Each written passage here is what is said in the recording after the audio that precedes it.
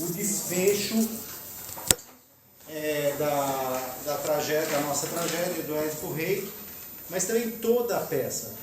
Toda a peça gira em torno do que está dito nesse fragmento. O que está dito nesse fragmento é tão complexo do ponto de vista linguístico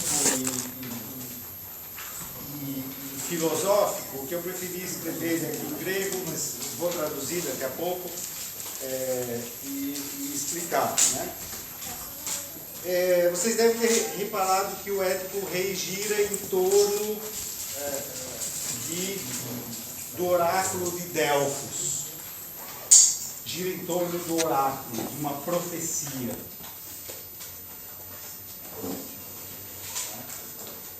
Uma profecia, um oráculo, né, que é dado em Delfos, eu falei isso na última aula, que a gente chama de profecia, mas você chamava de um oráculo, e esse oráculo dizia que Édipo, né, que haveria um rei que mataria o seu próprio pai, se casaria com a sua própria mãe, engendraria uma prole de filhos, né? Uma prole de filhos condenados por esse erro trágico, né? Então, o Édipo, tanto a Jocasta tinha conhecimento desse oráculo, quanto o Édipo tinha conhecimento desse oráculo, os dois. O Laio também tinha. O Laio sabia que ele ia ser morto pelo filho. Então, como é que a gente pode interpretar esse fato para entender a tragédia, né?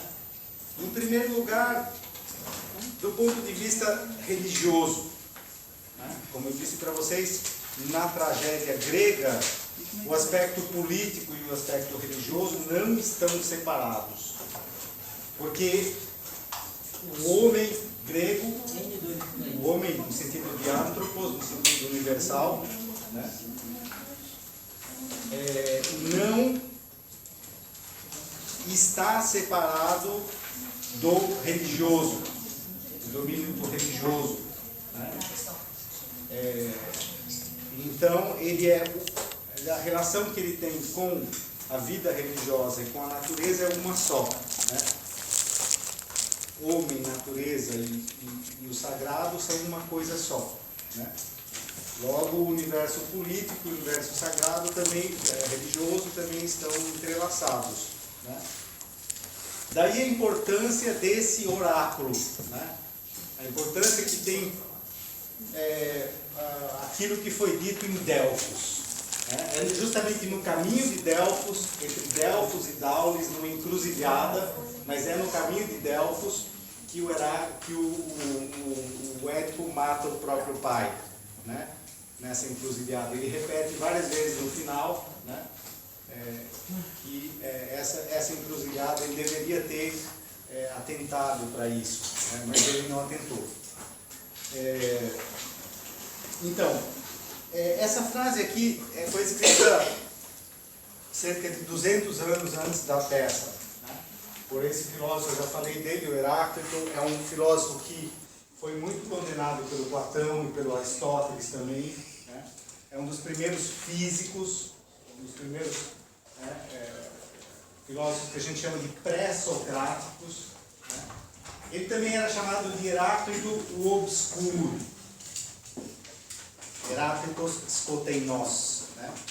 Então essa frase diz o seguinte: Hoanax utomanteion estin en delpois, essa palavra vocês conhecem, né? Ute leges, ute crypteis, ala semaine.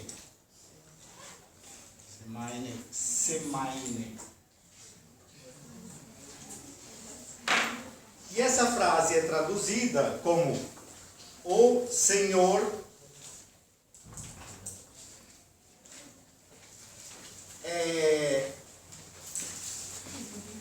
que isso aqui esse segmento é traduzido assim, que prediz, ou que dá oráculos, né, em Delfos.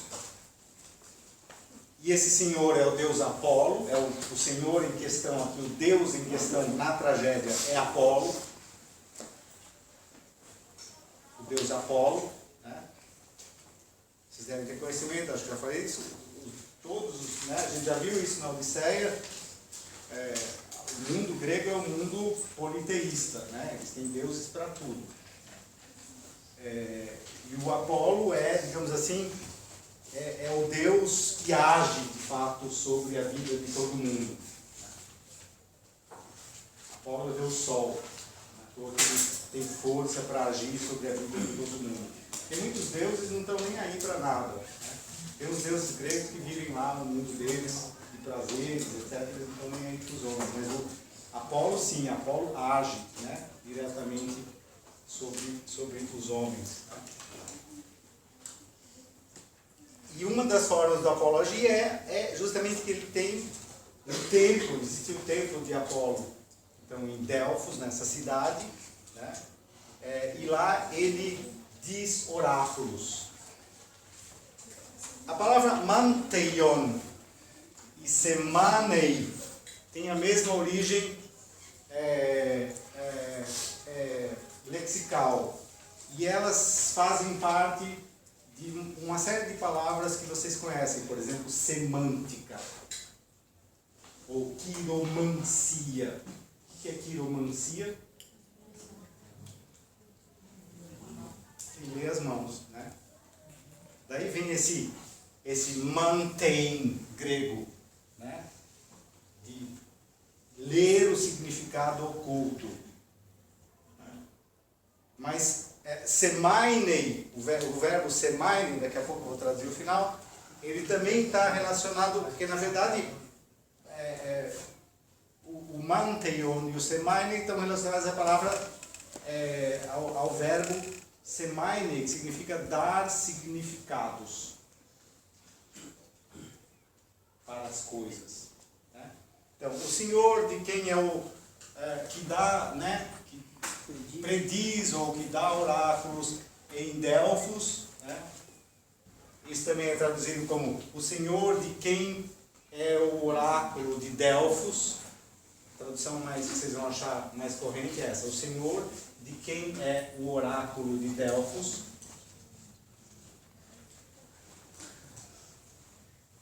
Ute significa nem. Ute leges, daqui vem a palavra logos, lexis, que aparece no Aristóteles, né? A comunicação verbal. Aqui vem também o verbo, a ideia do verbo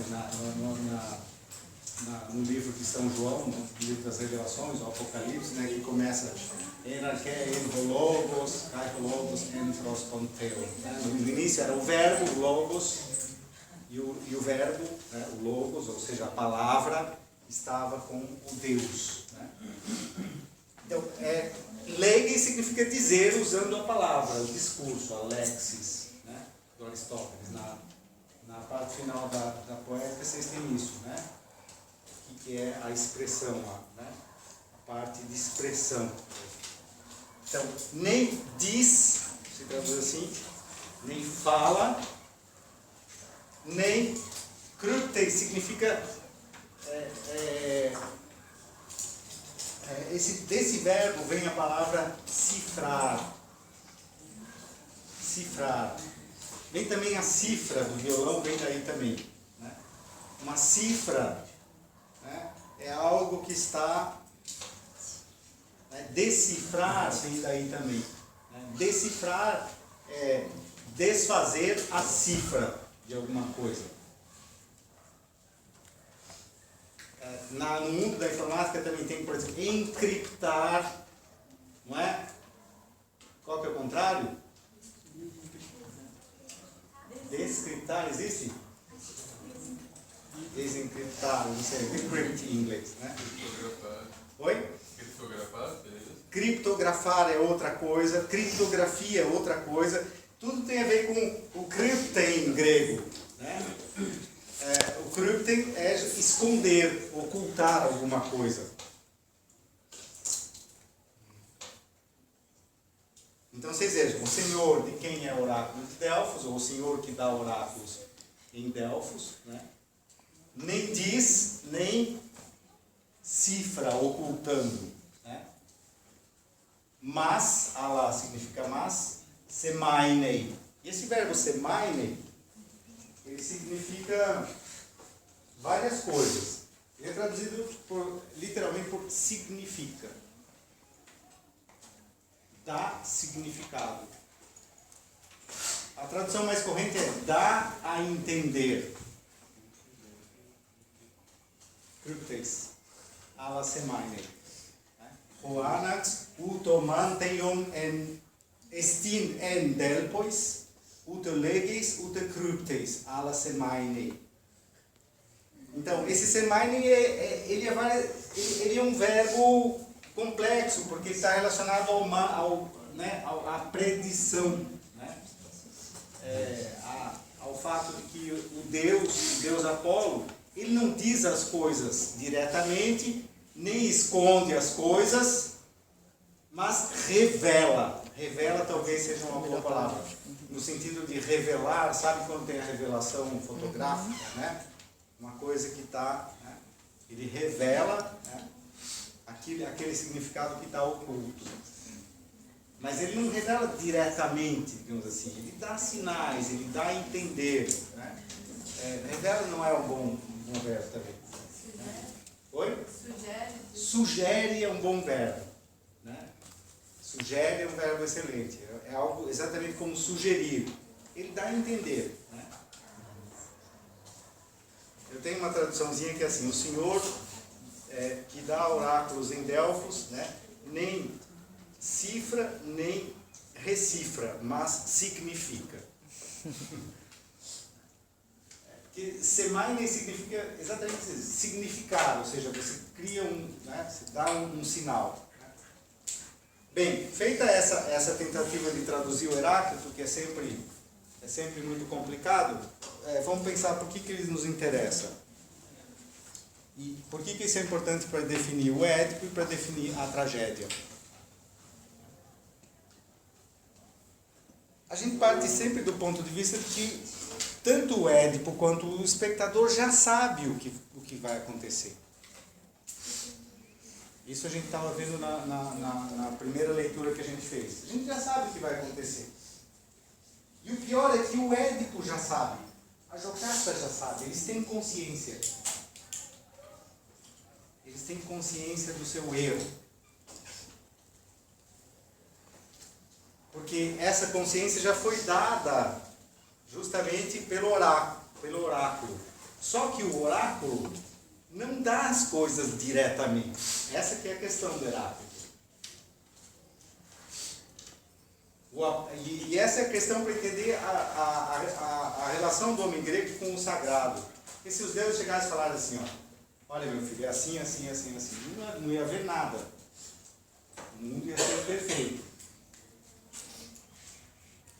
Se o Apolo apenas usasse o leges, se ele apenas falasse como as coisas tinham que ser, não haveria erro, não haveria... o mundo seria perfeito. E essa perfeição, a gente sabe que não existe. Os gregos também tinham consciência de que ela não existia. O mundo está errado. As coisas não dão certo. Nada acontece exatamente como a gente espera. Então, essa relação com o oráculo de Delfos e a presença do Apolo na peça, ela está lá o tempo todo, né? Aliás, o Apolo também é considerado, digamos assim, o deus digamos assim, é o deus da razão. Ele representa a voz da razão dentro da cultura grega. Ele é o sol. E ele está sempre presente na tragédia grega. Agora, a tragédia grega tem a sua origem, como a gente viu, numa forma de representação arcaica chamada de ditirambo. E o ditirambo era uma homenagem a quem? Vocês lembram? A Dioniso. Ora, Apolo e Dioniso são dois polos opostos.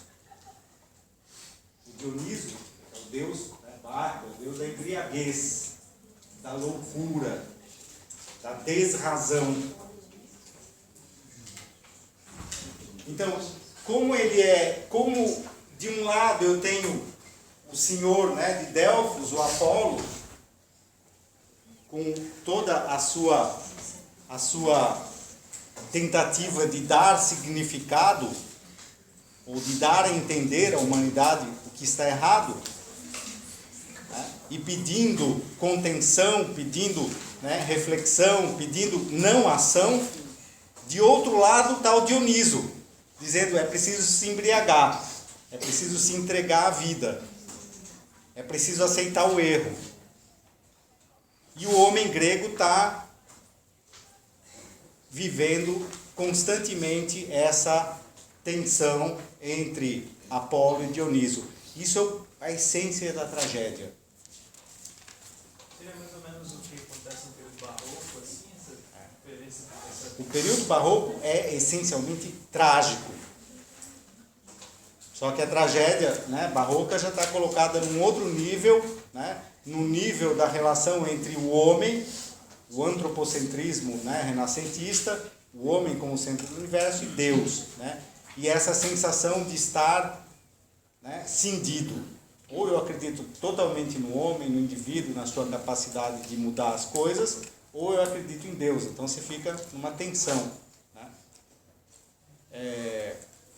Foi bom você ter lembrado do barroco, porque existem dois textos, né? Aí vocês vão ver, por exemplo, na literatura inglesa, né, a importância que tem isso para o Shakespeare, por exemplo, né? O Hamlet constantemente cindido entre a razão, né, o dever de vingar o pai, mas também a relação afetiva que ele tem com a mãe, com a Gertrudes, e sobretudo com todo o lado da família, inclusive a Ofélia, né? Que representa esse lado, né, digamos assim, dos afetos e do corpo, né? Então o Hamlet também não se decide, ele vive eternamente nesse ser e no ser e não ser, né? Que é característico do herói trágico. Então o erro de Hamlet, do Shakespeare, por exemplo, é que ele sabe o que aconteceu, mas ele não age. E quando ele age, é tarde demais. A mesma coisa acontece com Édipo. O Édipo sabe o que está acontecendo, mas ele não age. Agir significava ter procurado a verdade antes. Mas o problema é que a verdade custa. E aí vocês veem que a tragédia se passa praticamente num dia. Ele começa, quando as coisas vão ficando, né, chegam nesse nível máximo de tensão, ele começa a chamar todo mundo. Porque ele percebe que ali, né, naquele dia específico, ele sabe que não tem mais jeito, não tem mais retorno, né? E aí a tragédia vai indo nessa força, como eu disse para vocês, nessa força centrífuga, né, que é característica da tragédia. Vai indo, começa de fora, ele tem uma consciência vaga, vai chamando as pessoas, vai descobrindo, a Jocasta também vai descobrindo, etc, etc, chega no centro. O centro não tem mais retorno, né?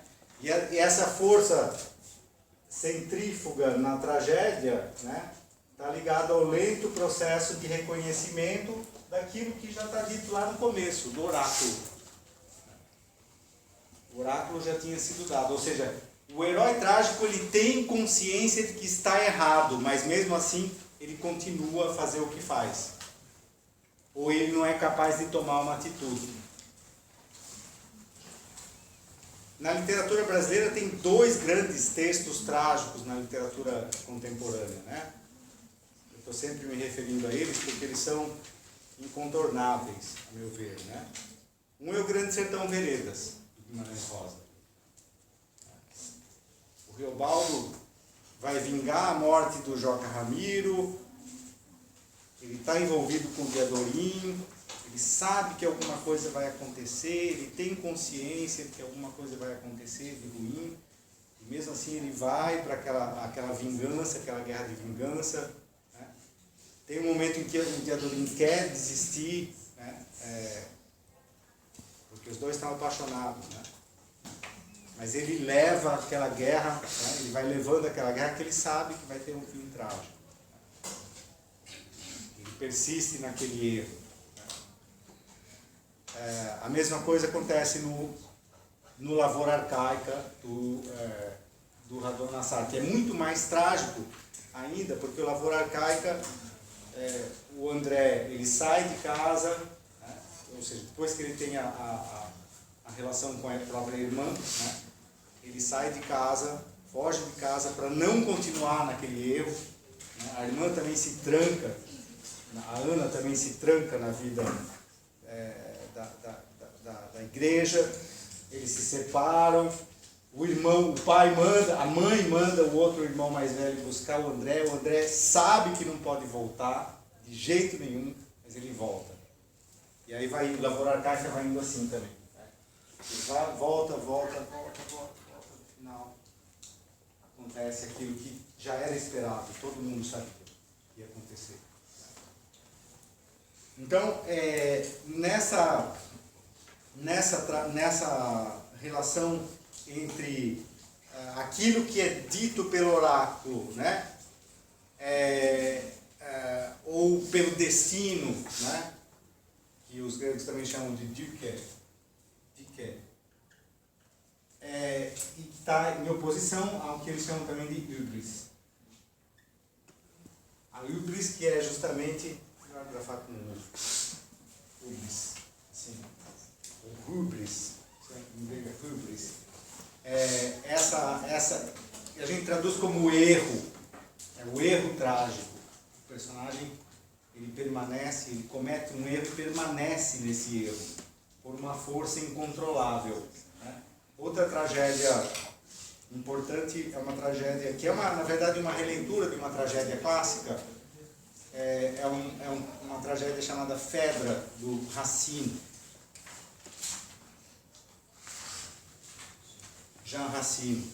Uma das tragédias mais belas e, infelizmente, assim, tem que ler francês, é muito complicado a estruturação poética, né?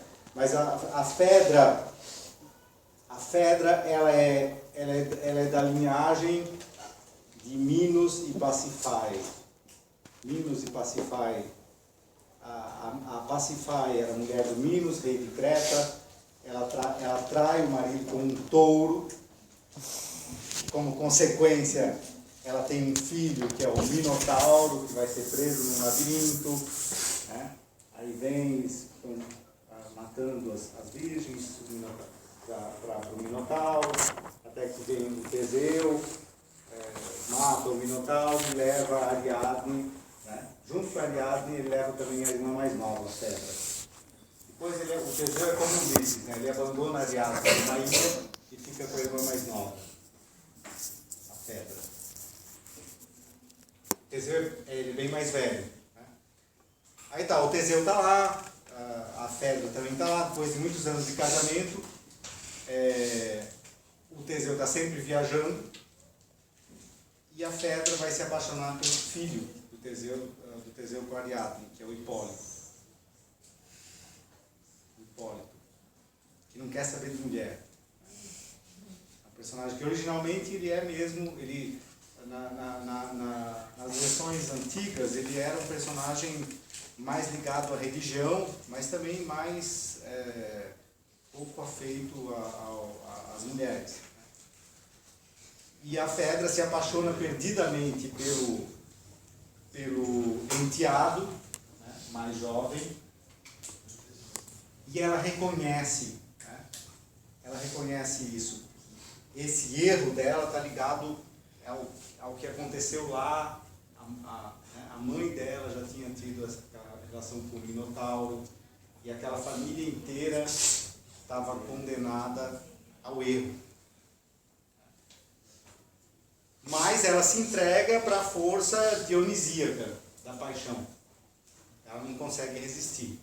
Ela fica também... O texto do Racine é interessante porque é uma pedra, chama. Tem nessa coleção também da LPM. Ela tem consciência de que ela poderia se comportar melhor com o enteado e respeitar o seu próprio marido, mas ela não consegue, é incontrolável. É uma força que ela reconhece como incontrolável. E Fedra vai terminar de maneira trágica, né? Tanto o Hipólito quanto a Fedra vão morrer no final, né? E o Teseu vai sofrer também a consequência desse relacionamento, né, incestuoso dentro de casa, porque ele mesmo já tinha errado lá, já tinha abandonado a aliada. Então, dentro da cultura grega é isso, né, essas famílias que são esses personagens de caráter. Aí, veja como é a coisa. O Aristóteles diz, a tragédia representa personagens de caráter elevado. Né? Isso não quer dizer, né, que eles, justamente por serem, né, nobres, reis, etc., eles não estão mais sujeitos ainda a um destino trágico. E a questão de que por que tanto por que essa visão aristocrática na tragédia, né? Por que o personagem trágico é essencialmente ligado a uma aristocracia, né? Exatamente porque na aristocracia e na vida dos reis, Shakespeare é totalmente isso, né? Na vida das famílias poderosas, é que se coloca mais fortemente a relação entre, né, a vida, digamos assim, afetiva, o caráter e a vida política. Vocês viram, por exemplo, que no embate entre Édipo e Creonte, o que está em jogo primeiro para o Édipo é uma traição, ele acha que está sendo traído. O público é levado a acreditar que, de fato, né, o grande rei Édipo está sendo traído. Na verdade, a gente descobre que a traição vem de dentro. O erro vem de dentro. Essa é uma característica. A outra, esse mesmo desenho do centrífugo na tragédia, ele pode ser levado pode ser usado para a gente pensar o caráter dos personagens, né? Esses personagens trágicos, eles têm a vida voltada para dentro. Quanto mais eles querem saber a verdade, mais eles têm que mergulhar na sua própria vida. Então, o texto, a tragédia, legou para a nossa cultura um tipo de personagem que é o personagem que se questiona o tempo todo. Isso vai ser a base do grande romance moderno, né? Dostoiévski, Machado, né? Por exemplo, Machado de Assis é um grande leitor dos textos trágicos, né? E todos os textos do Machado têm uma gotinha forte de tragédia, né? Dom Casmurro é uma tragédia, né? É uma tragédia, né, modificada, digamos assim, né? Porque o Dom Casmurro também ele vai pouco a pouco perdendo todos os, né? Ele perde o melhor amigo, já tinha perdido a mãe também, né? Depois perde a mulher, a Capitu, e acaba perdendo o próprio filho no final, né? Porque ele não reconhecia ninguém. Ele não era capaz de reconhecer, né, o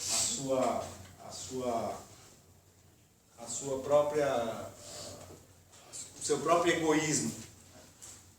Por isso que o título chama Dom Casmurro. O Casmurro é essencialmente um sujeito egoísta e triste, e fechado em si mesmo.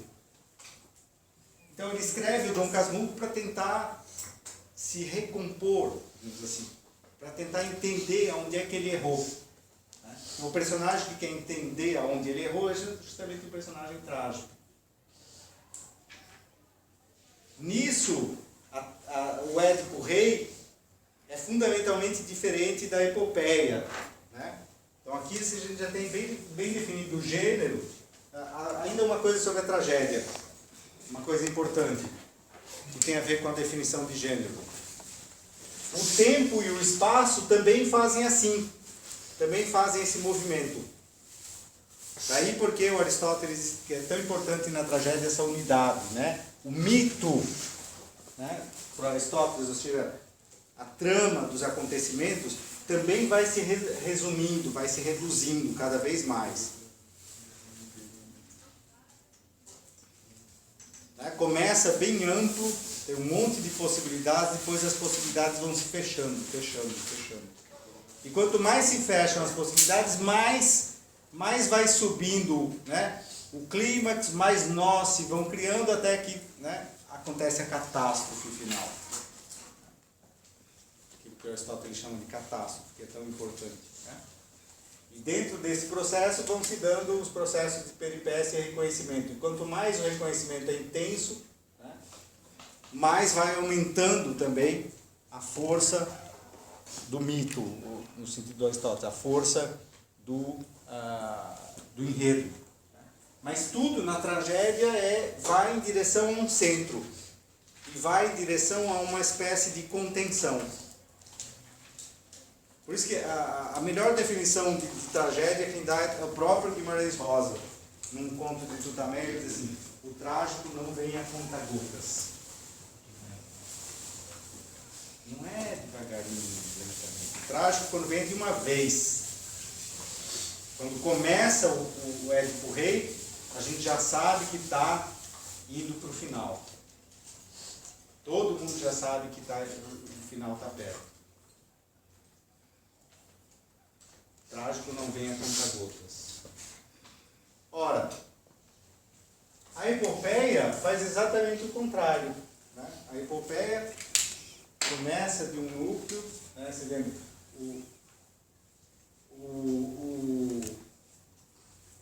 O Ulisses sai de Ítaca, está aqui. Ele sai de Ítaca, vai para a Guerra de Troia, vence a Guerra de Troia, né? e vai para o mundo. Claro que depois ele volta, né? Então assim, a tragédia, a epopeia, né? Aqui é a tragédia. Epopeia. É uma força centrípeta, é isso? É o inverso. É para fora, né? É para fora. Então vocês vejam, a história que conta no canto nono, por exemplo, as histórias que ele conta, né?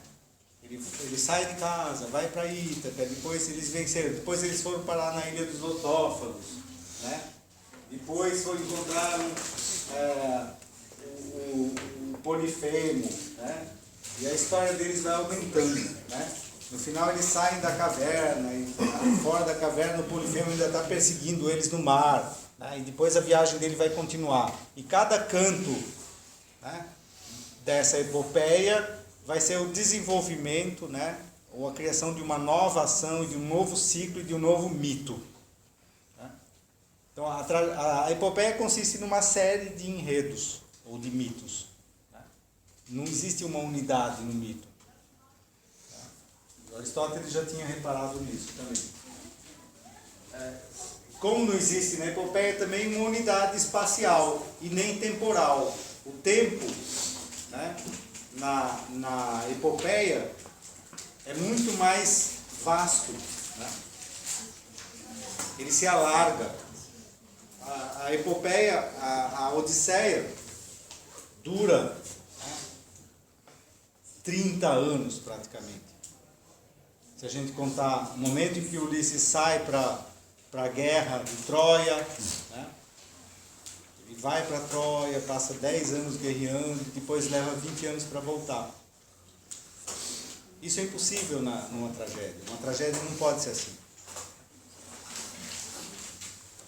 Então, na epopeia a gente tem esse alargamento do tempo, mas a gente tem principalmente um alargamento do mito. O mito vai se fazendo e se desfazendo, como o tecido da Penélope, né? Acho que eu falei para vocês, fiz essa comparação.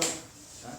Ele se faz, por exemplo, o episódio do Ulisses na Ilha dos Doutófagos é uma coisa. Ele vai, encontra os doutófagos, tudo bem, eles não comem pão, e ele nota que eles são selvagens.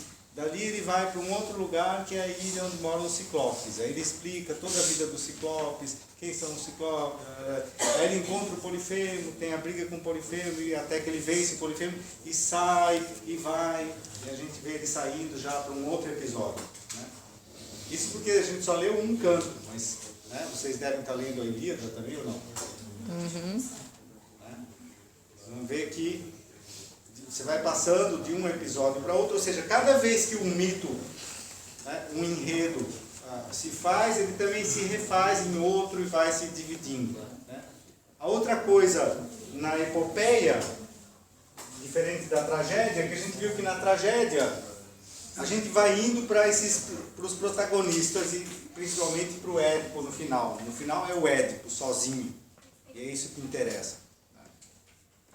Na epopeia não, cada vez eu vou conhecendo mais personagens e cada vez os meus personagens vão interagindo com outros, com mais e mais e mais e mais personagens. Né? O texto épico moderno de referência é o Dom Quixote. Né?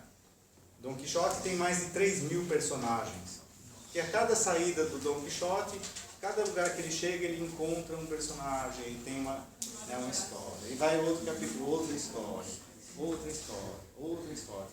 Oi?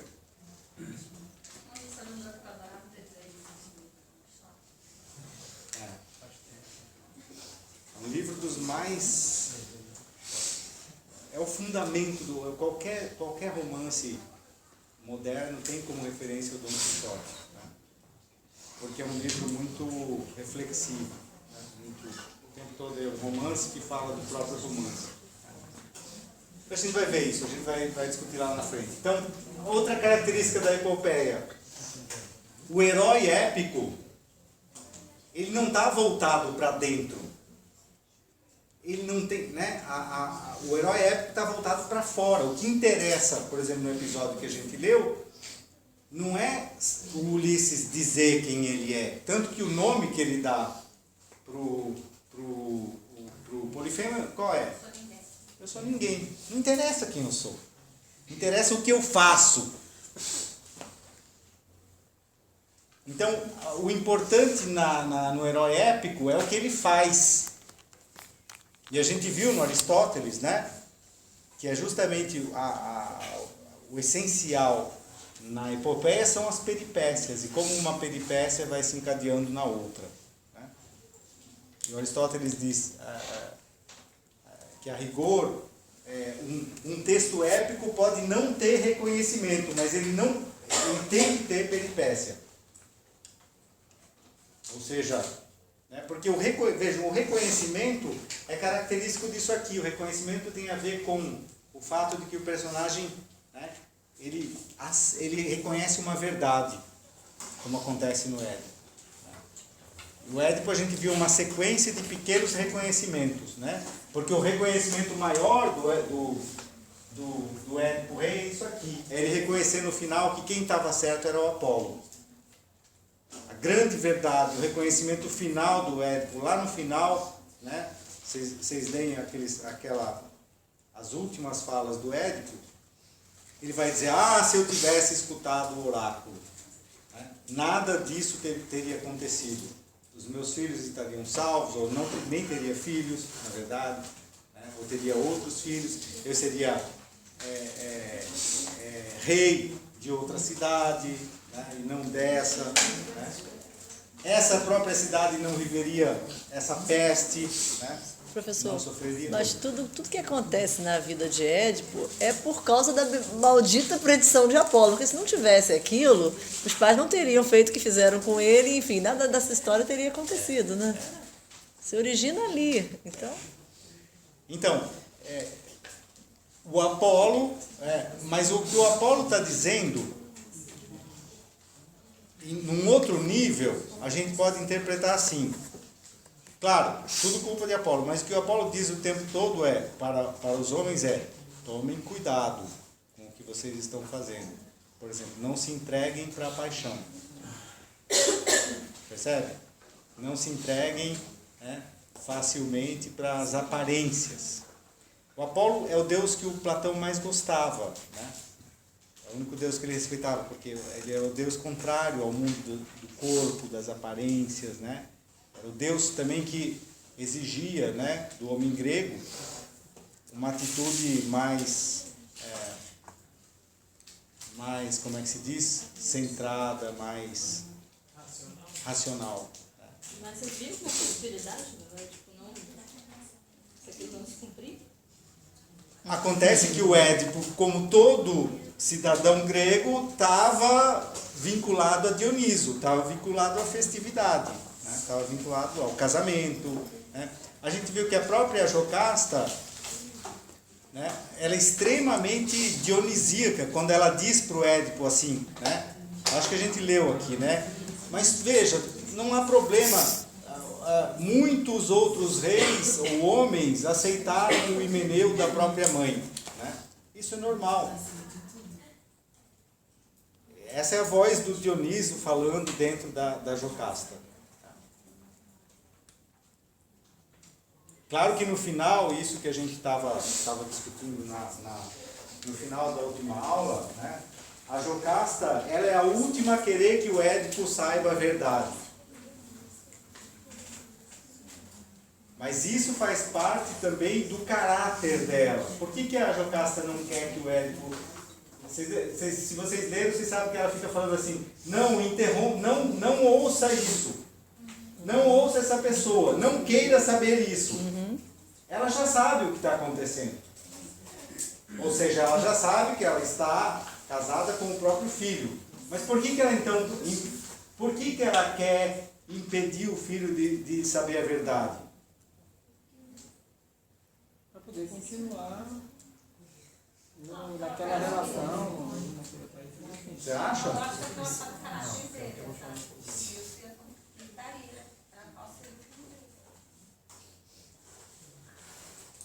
Pode ser, porque ela sabe o caráter dele. Ela vai continuar gozando do benefício de ser. Acho que a realidade. Eu acho que ela quer poupar o filho. A realidade Ela dura sabe a demais, dor do filho. Quando ela percebe que ela é a mãe, ela volta a ser mãe. Ela fala assim, não, só tem uma pessoa que não pode saber isso. Ela até fala, Porque essa basta que pessoa- eu sofra. Exatamente. Ela percebe, aí a gente vê que ela tem o caráter dela, né? Ela quer poupar o filho, né, nesse momento. Por isso que ela age, né? Começa a agir, desviar o filho do caminho que seria o caminho de Apolo. Por Né? que ela O não caminho tentou da poupar razão. o filho na primeira vez quando o pai se desfez dele? Por quê? Por que ela não tentou poupar o filho na primeira vez quando o pai se desfez dele? Ah, sim. Então, por quê? Porque já existia o oráculo. Já existia o oráculo. Ela e o Laio já tinham consciência do oráculo.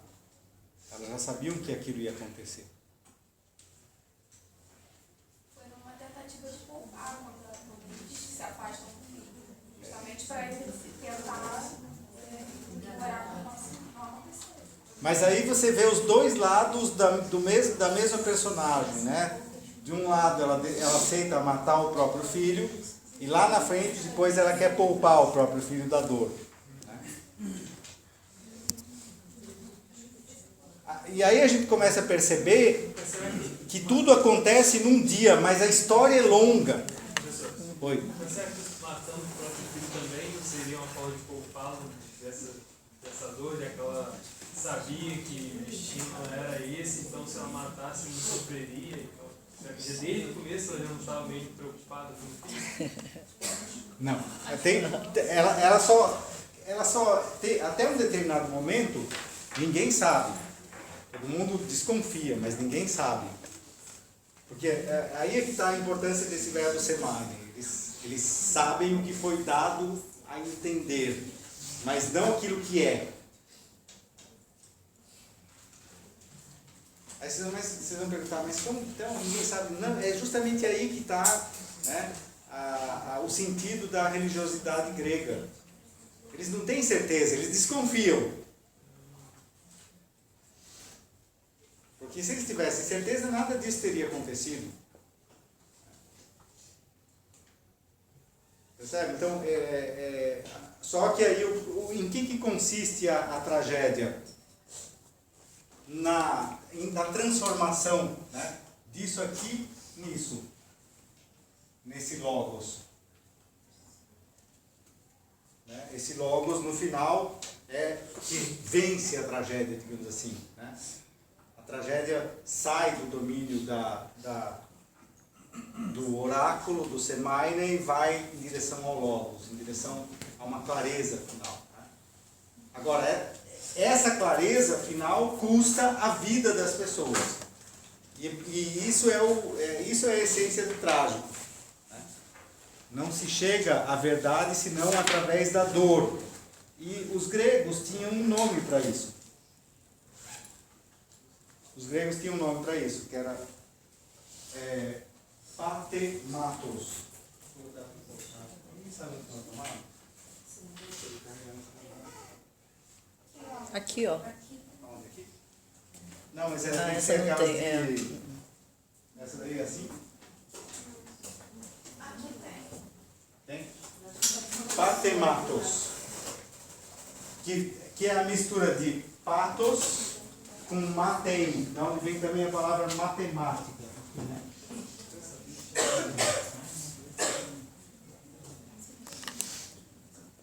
Na verdade, patematos é exatamente o oposto da matemática, né? A patemática.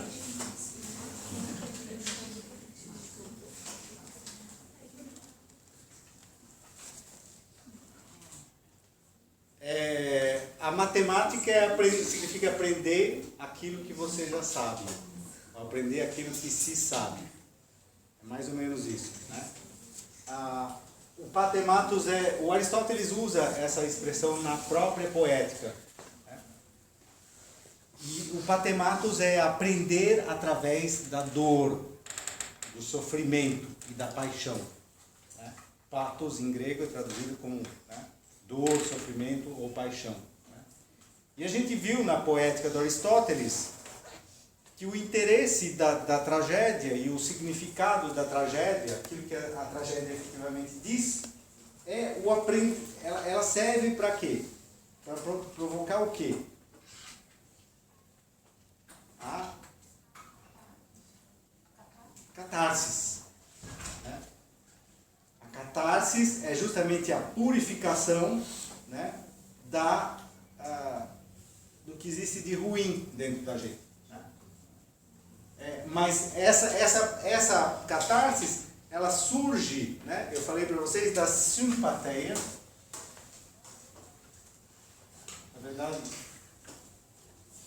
tem um H aqui, patematos, né? Que é traduzido como compaixão, a compaixão, né? A tragédia através da... Né? Você vê o personagem sofrer, né? Você vê ele passar da felicidade para infelicidade, através de peripécia e reconhecimento. Você sente compaixão, né? Isso desperta a compaixão, a simpatia. Ou seja, a compaixão é você sofre junto, né? Você dói, né, junto, você passa pela... Né? Daí que vem a palavra paixão de Cristo, né? Não é que Cristo estava apaixonado, não, é o sofrimento. A paixão de Cristo é o sofrimento de Cristo. A própria história de Cristo é uma história de patematos. Né? É uma história que vai em direção... É trágica. É essencialmente trágica. E aí você sofre junto com o personagem E isso provoca, né, a catarse. A catarse é o efeito final provocado pela tragédia. E aí a gente sente que no Édipo Rei é exatamente isso que acontece. É o efeito. No final, a gente chega a esse logos, tudo fica claro, né, e a gente entende que foi necessário que o Édipo descobrisse a verdade sobre si mesmo. Mesmo que isso tenha custado a morte da Jocasta. Vejam, a Jocasta não suportou. A dor para a Jocasta era insuportável. Muito mais que para o Édipo. Porque a Jocasta errou 2 vezes. Né? Ela errou da primeira vez, quando ela, né, se desfez do filho, e depois teve que errar novamente.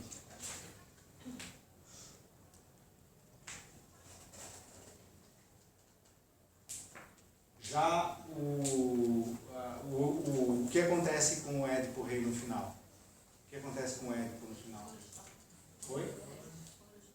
Ele fura os próprios olhos e depois? Pede para ser? Guiado para onde?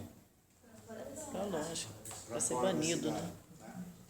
Esse exílio dele, quer dizer, é muito significativo para a gente entender o que é a vida política, né? Ele não pode mais viver na cidade. Ele não se considera mais um cidadão. Ele é um exilado. Professor, depois que ele é exilado, a peste acaba? Acaba. E o Creonte, o que o Creonte faz com os filhos dele?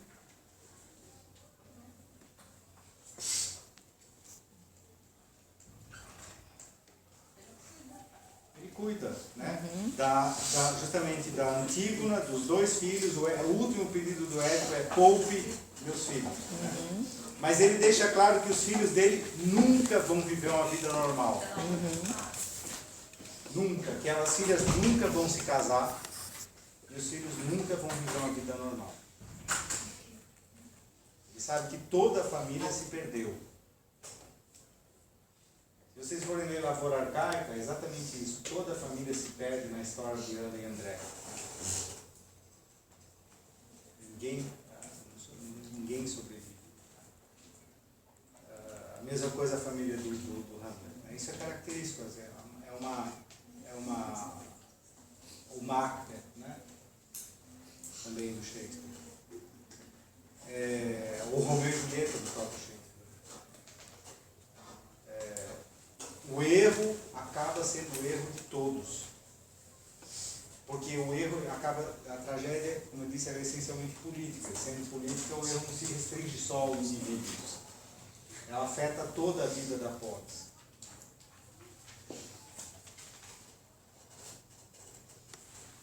Então, já a epopeia, por outro lado, ela está muito mais voltada para o exterior. E está muito mais voltado para a peripécia, quer dizer, na epopeia o herói não vive o seu próprio erro. Ele enfrenta situações. O herói épico, ele tem que enfrentar situações. As situações vêm para ele tem que enfrentar o tempo todo.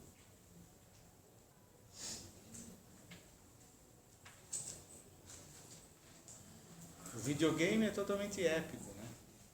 É isso, enfrentando uma situação atrás da outra. Uma peripécia atrás da outra, só tem peripécia, né? Professor, Oi. esse esquema da tragédia seria mais ou menos o mesmo caso de investigação policial ou coisa do tipo? Quando tem um caso, aí culmina em um ponto só? Então, é porque o Édipo, ele fundou, ao mesmo tempo que ele é uma tragédia, né, tão importante, ele funda também, isso se descobriu bem depois, né? Quando o policial ele surge mais ou menos no século, no final do século XIX, né? em torno da história do detetive, é um cadáver, um detetive que quer buscar a verdade, né? E no final ele acaba encontrando. Tem aí uma característica muito parecida com a do Édipo Rei. Inclusive, em muitos romances policiais, o detetive é o próprio criminoso, né? Não é? O que é uma situação típica do Édipo. E, de fato, o Édipo é a matriz, né, para esse tipo de situação. Agora, o romance policial também tem o seu lado épico. Na verdade, o romance moderno, a partir do século XVIII, mais ou menos, ele tem esses dois lados. Né? Ele tem sempre um lado, ele é essencialmente épico, porque a força dele é centrípeta, ele vai para fora, né? Como, por exemplo, o romance de aventuras, né? Ou o chamado romance de formação, que acompanha a vida do personagem desde a infância até, né, toda a família, várias gerações, etc. O Tempo e o Vento, por exemplo. Né? Mas, às vezes, o romance ele se volta para a interioridade. Um exemplo clássico é um romance de um autor francês alemão chamado Thomas Mann, A Montanha Mágica. Esse personagem, o Hans Castorp, ele descobre que tem uma pneumonia e vai para uma clínica, né, de tratamento de pneumonia no início do século XX. Né? Se tratar da pneumonia nessa clínica nos Alpes suíços. Né? E lá ele conhece uma mulher que também está para morrer. Né? E tudo gira em torno dessa morte. Né? Eles estão morrendo lentamente. Eles querem viver, né? E o conflito entre a morte e a vida, o sentido da vida no momento em que você descobre que vai morrer, tudo isso é o caráter trágico do Montanha Mágica, né? Que termina de maneira muito trágica, esperada, é claro. Né? Desde o início você já sabe o que vai acontecer, isso é trágico. Né? O épico não, o épico você entra numa aventura e vai, você não sabe onde vai parar aquilo.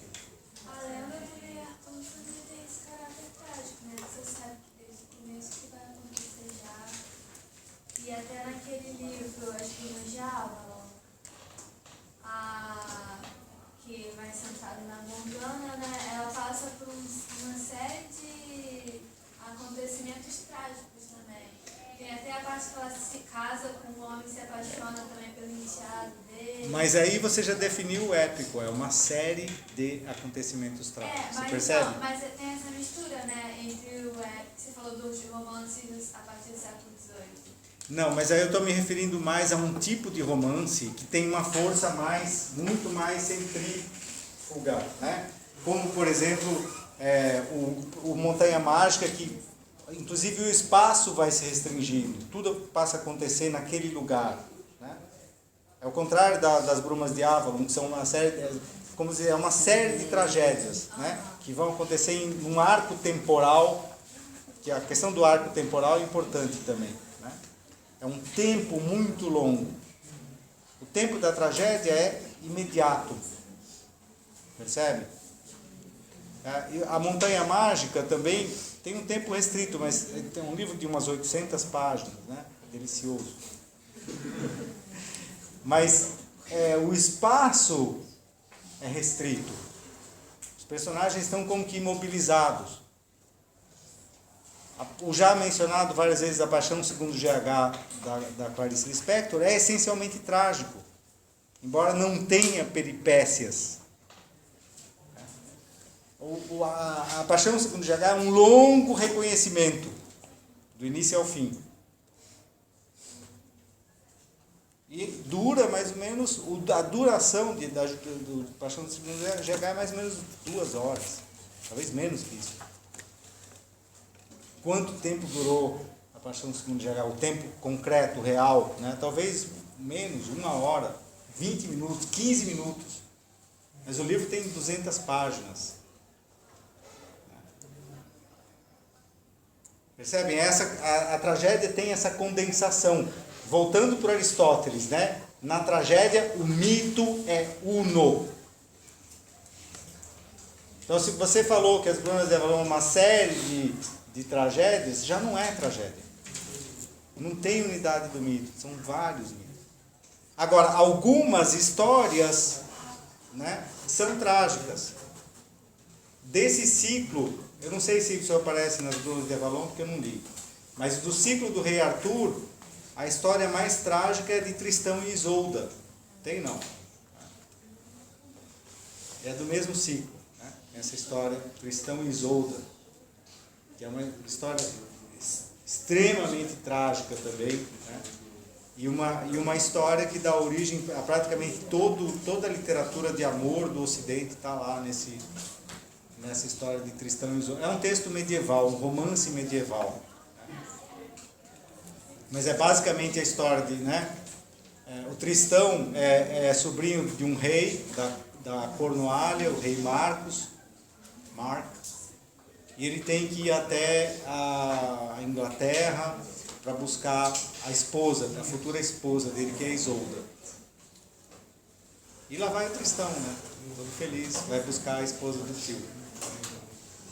Vai lá, encontra com ela, na volta eles estão voltando para que ela se case com o rei Marcos, eles se apaixonam. E a partir daí nada termina bem. Nada termina bem. Porque eles se apaixonam porque por acaso eles bebem um filtro, uma espécie de uma poção, né? E aí, então, o herói épico, ele também está voltado para fora, ele não se volta para dentro. Ele fica se analisando Não, as ações dele. o herói épico só age, ele não se analisa. Né? A rigor, como eu disse para vocês, o modelo, o prototipo do herói épico no cinema é o herói do filme de ação. Né? Ele não para um minuto. Agora, mesmo em textos épicos, como romances ou novela não. A novela é essencialmente épica, o tempo todo. Muito raro a novela. A novela não comporta o trágico, porque o trágico significa a busca da verdade interior, mais profunda. Isso que é o épico. Isso não cabe no horário das outras. As pessoas não vão... As pessoas querem descansar na frente da TV. Aí tá o personagem buscando. Aquela história, casando com a mãe. Embora o Édipo Rei já tenha virado novela, não sei se vocês sabem. Sim. Né? Como é que ela chamava? Mandala. Né? Mandala. Mas uma tragédia diluída em muitos litros aquele, né? É uma tragédia a conta-gotas, justamente. É o contrário do trágico. Se você dilui e se você aumenta o arco temporal, voltando para Aristóteles, se você quebra a estrutura una do mito, você destrói a tragédia. Daí porque a novela da Globo já não é mais trágica. Que horas são? Muito bem, a prova vai ser excelente. Está tudo aí, está tudo dito. Vai ter duas questões assim em grego. Responder vai ser fácil, não se preocupe. Vai ter duas questões minhas e duas da Elisa. Não. Não, antes na quarta-feira que vem vai ser Elisa de novo. É na outra quarta. A gente teve uma aula que faltou, não foi isso? A Elisa faltou uma aula. Então ela vai dar aula de quarta. Na outra já é a prova. Isso. Adivinha. Uma é sobre Aristóteles.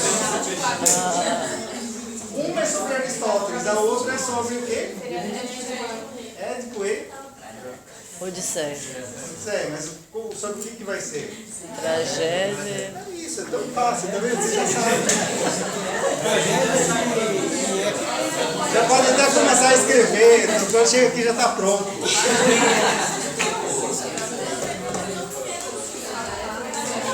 Bem,